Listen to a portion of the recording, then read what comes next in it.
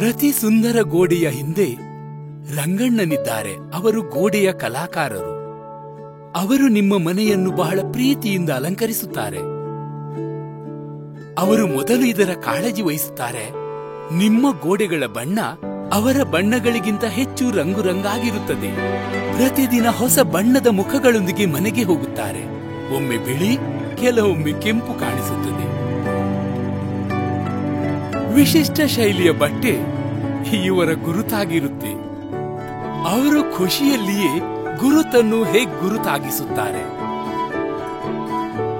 ಈ ರಂಗಣ್ಣ ನಿಮ್ಮ ಮನೆಯನ್ನು ತಮ್ಮ ಬಣ್ಣಗಳಲ್ಲಿ ರಂಗುರಂಗಾಗಿಸ್ತಾರೆ. ಈ ರಂಗಣ್ಣ ಗೋಡೆಗಳ ಕಲಾಕಾರರಾಗುತ್ತಾರೆ.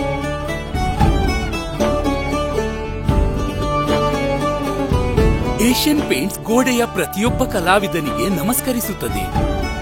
ಅವರು ತಮ್ಮ ಕಲೆಯಿಂದ ನಿಮ್ಮ ಗುರುತನ್ನು ಹೇಗೆ ಗುರುತಾಗಿಸ್ತಾರೆ.